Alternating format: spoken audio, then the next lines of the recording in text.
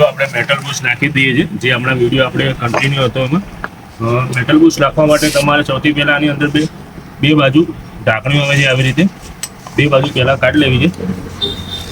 આવી રીતે કાઢી આવી રીતે બે બાજુ કાઢી મૂકી દેવાની. અંદર એક પિન આવે છે, તો એ પિનને આપણે ઠોકીને જ કાઢવી પડશે. એના માટે પિનને કાઢવા માટે આપણે આ લઈ લીધું સપોર્ટ, જેથી ખુલી જાય એક્સલ.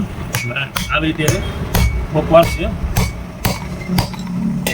આ પિન બહાર આવી ગઈ. હવે આ બે બુશ કાઢવાના છે. બુશ માટે સેમ આ જ લઈ લઈએ છીએ અને થોડું ક્રોસ રાખીએ છીએ આવી રીતે.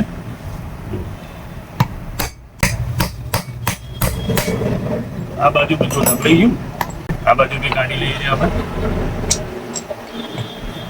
તમને એક્સલ સારી મળી જાય તો શું ઇઝીલી કામ થઈ જાય. ફટ ઉડે હવે આની અંદર આપણે નવું નાખી દઈએ. તમને બેગમાં નહીં બતાવતો, એકમાં જ બતાવી દો. બીજી બાજુ સેમ જ આવે છે. અને થોડું ક્લીન કરી લઈએ છીએ કપડો મારીને. જો આપણે મેટલ બુશિંગ નાખી દઈએ છીએ, આપણે કાઢ્યા હતા. હવે આની અંદર બે ઢાંકણીઓ છે અને આ જૂની ઢાંકણીઓ છે, બરાબર. જૂની ઢાંકણીઓ પાછું આ બાજુ મૂકી દઈએ. આપણે ફિટિંગ કરવાની છે. પ્લસ આ બાજુ બોલ્ટ છે એનું, આ નવો જૂનો જે દેખાય છે જૂનો આ બાજુ મૂકી દઈએ. એની નટ છે, નટ બી આ બાજુ મૂકી દઈએ. હવે આના બુશિંગ છે, આ જો નવા બુશિંગ છે ને આના જૂના બુશિંગ છે. જૂના બુશિંગ પાછા મૂકી દઈએ સેમ આ વસ્તુ.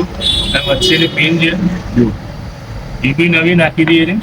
હવે આપણે ફિટિંગ કરવાનું સ્ટાર્ટ કરીએ છીએ. આની અંદર આપણે ક્લીન કરીને મૂકી દઈએ ઓલરેડી. થોડું આપણે ગ્રીસ મૂકી દઈએ આની અંદર.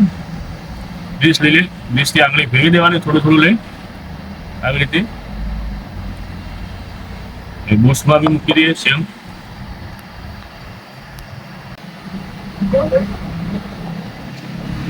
થોડું બોલ મૂકી દઈએ રિંગમાં, જેથી શું જોવું અને અંદર રિંગ આવે છે, રિંગ ખરાબ ના થાય. એક જ ફટકામાં બેસી જવું પડે. રહી ગયું બરાબર. હવે સેમ વસ્તુ આ બાજુ કરવાનું છે. આપણે થોડું ગ્રીસ લગાવી દઈએ બે બાજુ. આ રિંગ છે, રિંગ ઉપર થોડું નોર્મલી એક બે ટીપા ઓઇલ મૂકી દઈએ છીએ, રિંગ ખરાબ ના થાય.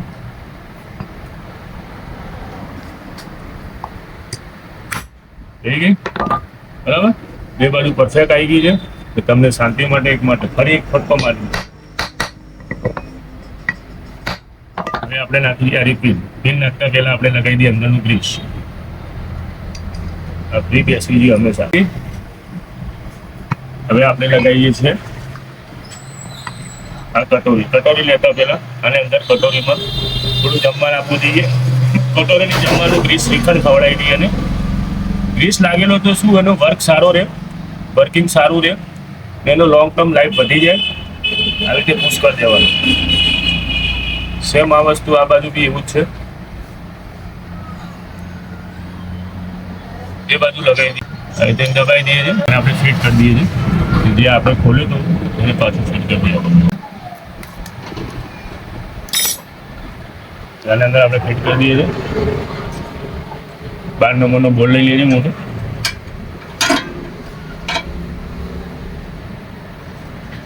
આ બાજુ લગાવી દઈએ. બે બાજુ વાસર લઈ લેવું છે.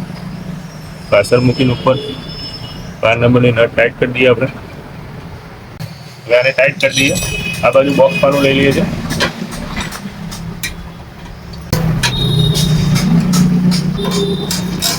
આને ટાઈટ કરતા જોતું રહેવાનું છે કે જે આ બુશિંગ છે ફ્રી રહેવા જોઈએ.